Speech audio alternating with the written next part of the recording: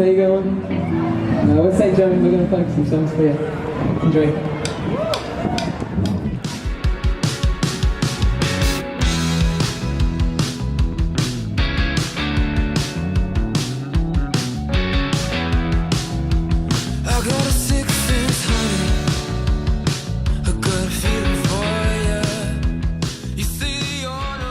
Hey guys, it's Kenny here from Blitz.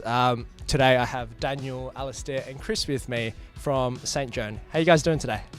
Very good. Yeah, feeling great. Awesome. Cool. I have a couple of icebreaker questions for you. Firstly, does pineapple belong on pizza? Yes or no?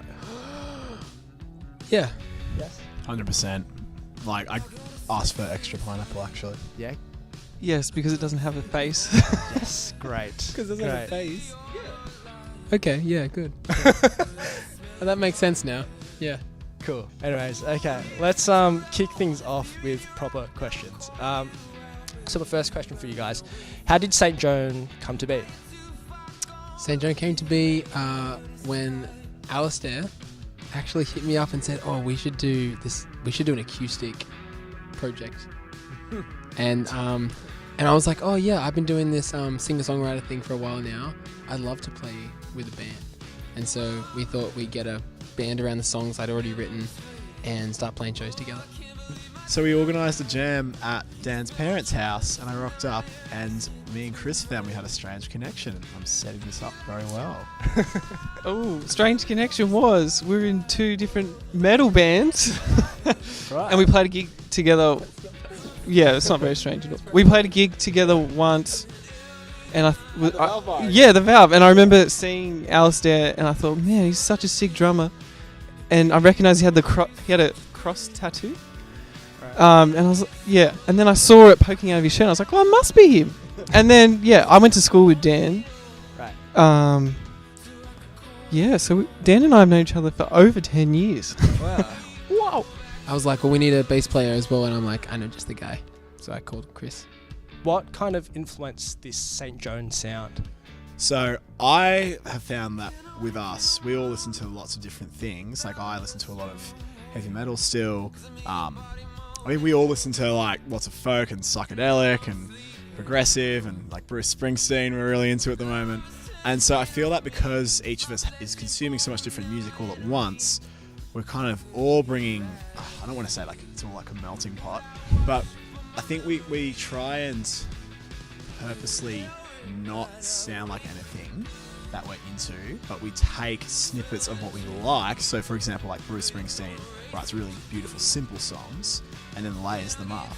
We might go, oh, this song's really, really cool. It sounds a bit like Led Zeppelin or whatever, but let's make it simple like this Bruce Springsteen tune. But we're not going to try and make it sound like a Bruce Springsteen tune necessarily. I try to describe it that we kind of like,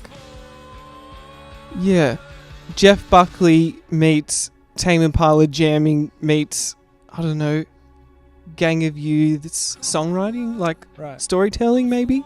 I don't know. I feel like that's a good description of it. Yeah, I'd agree with thank that. My next question, you guys have played a few gigs this year, and you've played with the likes of Bad Pony and Peach Fur. What would be one of the most memorable experiences as a band together? Every gig, no matter how normal it may seem, something extremely weird happens. Okay. We had this very memorable gig when we did a little tour up the coast to Maroochydore. It was actually the worst gig we've ever played. But it was memorable. It was so memorable. Why was it the worst gig? It was the worst gig because we rocked up and they were like, "Oh yes, so it's in Coffs Harbour," and I think that's all. Yeah, we won't say the name. Yeah. But they were like, "Oh, where's the PA?" Right. And then we're like, "Oh, we didn't bring a PA." Like, and so that means that there'd be no vocals. Yeah, like Chris's family were there. Like, the people kind of went out of their way to see us, and then there was no PA. Oh no. And so we ended up running to JV Hi-Fi and like getting this like crappy little box thing that somehow projected my voice. Right. And I think throughout the night as we were playing our set, I was just watching this one creepy old guy just like trying to hit on like multiple women. And it was just terrible. Right. And there was no one really listening, or if we weren't there, it wouldn't have mattered. Yikes. lastly, just final question. What do you guys have in store for the rest of 2018? Do you guys have plans of like touring more or like releasing first EP? Yeah, we were thinking about we're gonna release another single, and we're hopefully gonna take a trip to Melbourne and check out the scene. Yeah, new single. I Right. think that it's plans for an EP, kind of like a best of the singles. Like we'll put it together on a physical probably the start of next year. Yeah. We got a lot of supports booked over the next like 2 months or so. And yeah, like we've been like we're lucky enough to be able to go play at Beyond Festival in Kangaroo Valley in November, and we're also going to be showcasing at a different event, which is really like we're not allowed to say anything about it yet, but it's like we're getting our first opportunities really to, I guess, share what we're doing with like industry personnel. I think we've got a big gig coming up. It's our first like support in a proper venue, like the Metro Theatre. Can I ask the name of this next single? It's called Wolfchild. We're really excited about it. We've been sitting on it for a while now. It's all been recorded. The photo's been taken for the cover.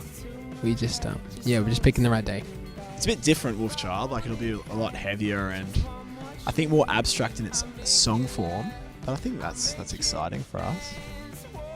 Yeah, it's like Wolf Mother meets the White Stripes.